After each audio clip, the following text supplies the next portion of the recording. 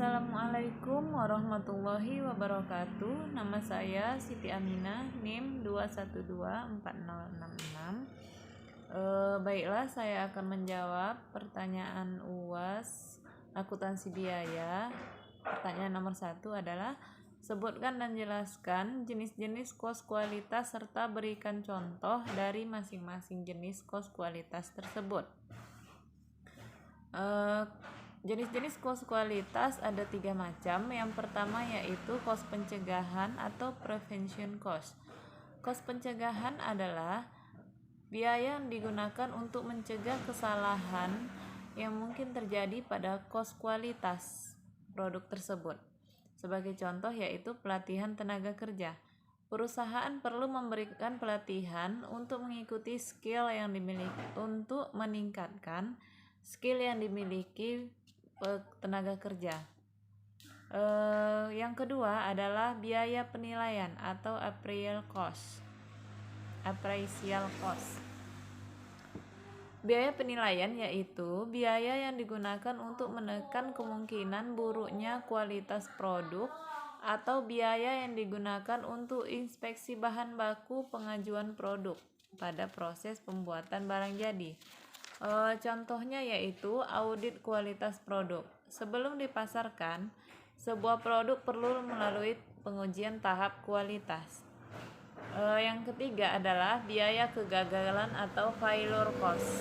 Biaya kegagalan ini dibagi menjadi 2 yaitu biaya kegagalan internal dan biaya kegagalan eksternal.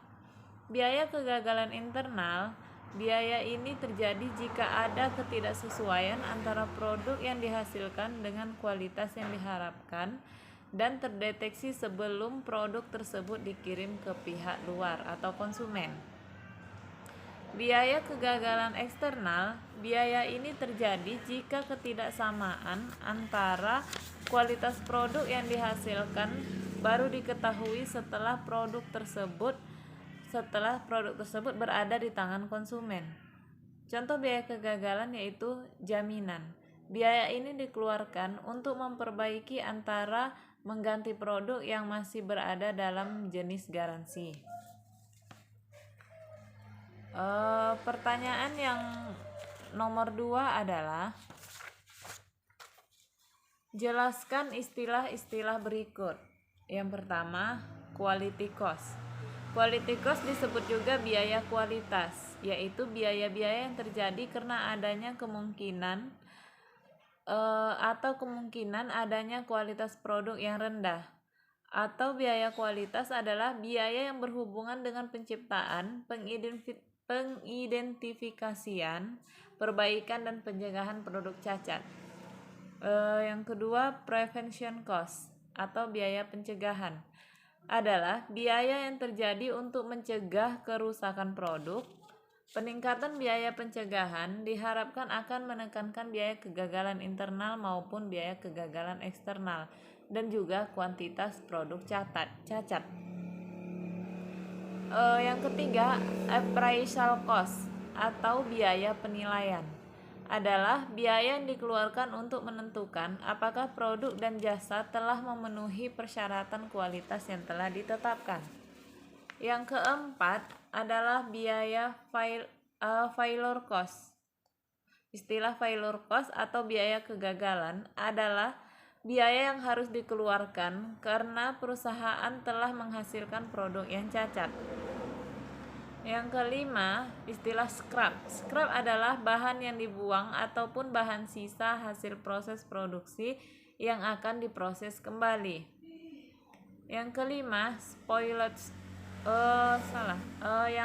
istilah yang keenam, spoiled goods atau produk rusak.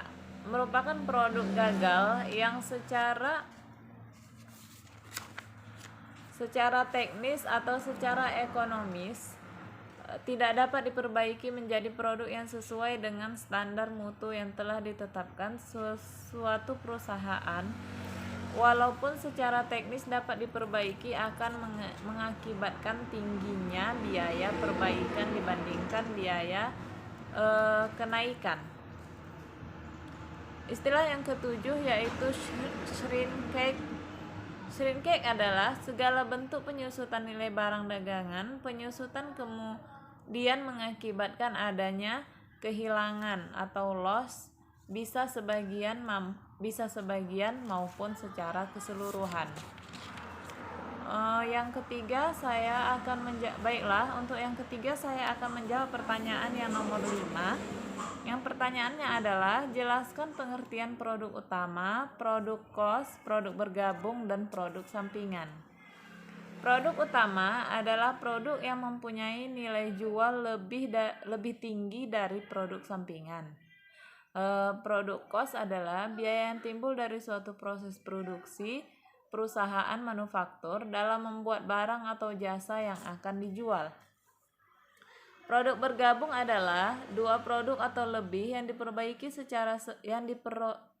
diproduksi secara serentak dengan menggunakan satu macam atau beberapa macam bahan baku, tenaga kerja dan fasilitas pabrik yang sama, dan masukan atau input tersebut tidak diikuti jejaknya pada setiap macam produk tertentu. Produk sampingan adalah produk yang dihasilkan dalam proses produksi secara bersama, tetapi produk tersebut nilai atau kuantitasnya lebih rendah dibandingkan dengan produk utama.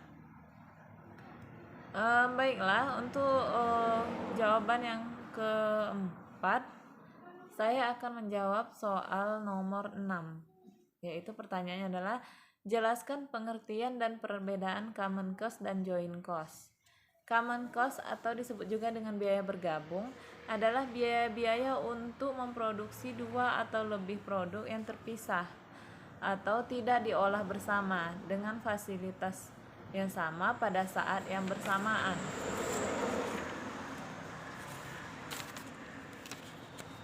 Sementara joint cost adalah biaya yang muncul dari produksi yang simultan atau berbagai produk dalam proses yang sama. Adapun perbedaan common cost dan joint cost adalah dapat diikuti. Joint cost adalah biaya bergabung yang dapat diikuti jejak alirannya ke berbagai produk yang terpisah tersebut atas dasar sebab akibat atau dengan cara menelusuri jejak penggunaan fasilitas. Common cost atau biaya bergabung tidak meliputi biaya-biaya bahan baku dan biaya tenaga kerja langsung. Di lain pihak, biaya bersama atau joint cost tidak dapat diikuti jejak alirannya ke berbagai macam produk yang dihasilkan dan meliputi biaya-biaya bahan baku, biaya tenaga kerja langsung, dan overhead pabrik. Baiklah, hanya itu yang dapat saya jawab. Sesuai dengan instruksi soal, harus menjawab 4 pertanyaan. Saya sudah menjawab 4 pertanyaan. Hanya itu yang dapat saya sampaikan. Kurang dan lebihnya saya mohon maaf. Saya akhiri. Assalamualaikum warahmatullahi wabarakatuh.